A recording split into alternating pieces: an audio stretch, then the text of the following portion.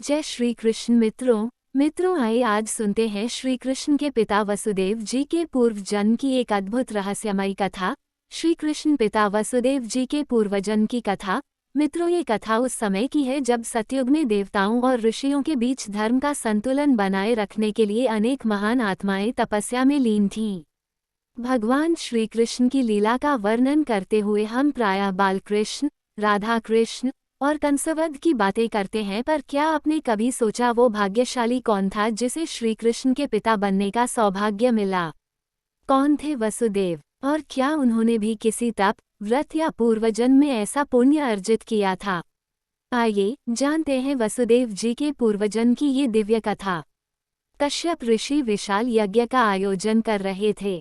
इस यज्ञ को संपन्न कराने के लिए कश्यप वरुण देव के पास गए और उनसे एक ऐसी दिव्य गाय प्रदान करने की प्रार्थना की जिसकी कृपा से वह यज्ञ कार्य पूरा कर सकें।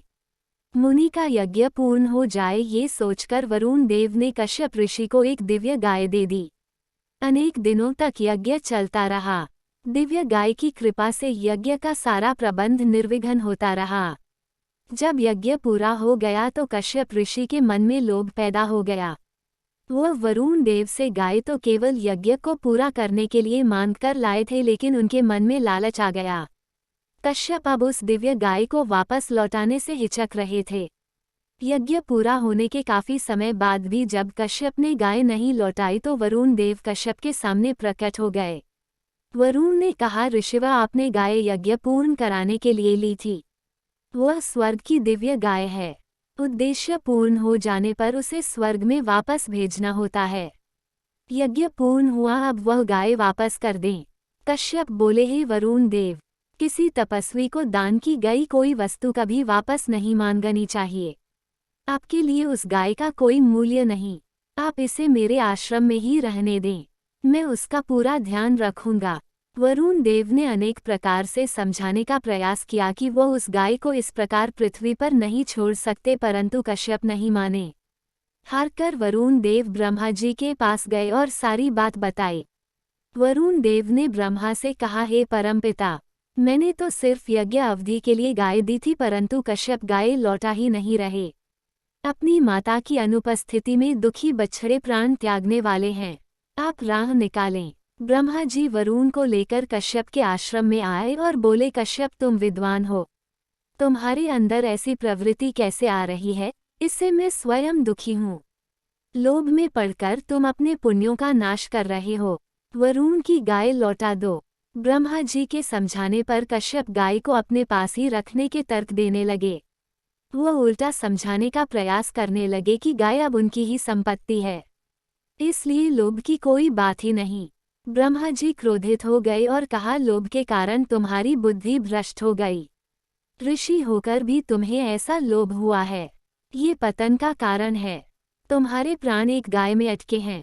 मैं शाप देता हूँ कि तुम अपने अंश से पृथ्वी पर गौपालक के रूप में जाओ। शाप सुनकर कश्यप को बड़ा क्षोभ हुआ। उन्हें अपने अपराध का बोध हुआ और उन्होंने ब्रह्मा जी से और वरुण देव दोनों से क्षमा मांगी।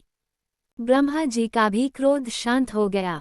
वरुण को भी पछतावा हो रहा था कि कश्यप को ऐसा शाप मिल गया, लेकिन ब्रह्मा जी ने शाप में संशोधन कर दिया और कहा कि तुम अपने अंश से पृथ्वी पर यदुकुल में जन्म लोगे। वहां तुम गायों की खूब सेवा करोगे। सेवा के उपरांत स्वयं श्रीहरि तुम्हारे पुत्र के रूप में जन्म लेकर तुम्हें कृतार्थ करेंगे। कश्यप शाप को वरदान में परिवर्तित होता देखकर प्रसन्न हो गए। उन्होंने ब्रह्मा जी की स्तुति की। कश्यप ने ही भगवान श्री कृष्ण के पिता वसुदेव के रूप में धरती पर जन्म लिया। ये रही श्री कृष्ण के पिता वसुदेव जी के पूर्व जन्म की कथा, एक प्रभावशाली, भावनात्मक और ज्ञानवर्धक रूप में तैयार की गई कथा। दोस्तों, इस कथा में संवाद, भावनात्मक गहराई और आध्यात्मिक तत्वों का समावेश किया गया है। मित्रों, ये कथा हमें ये सिखाती है कि भक्ति, श्रद्धा और तप से भगवान को भी बांधा जा सकता है। वसुदेव केवल श्री कृष्ण के पिता नहीं थे, बल्कि वे उस तप, प्रेम और आत्मसमर्पण के प्रतीक थे जिससे स्वयं नारायण भी बंध जाते हैं। उनके पिता वसुदेव कोई सामान्य पुरुष नहीं थे, वे एक युगों पुराने तपस्वी थे जिनके प्रेम ने भगवान को पुत्र बना दिया।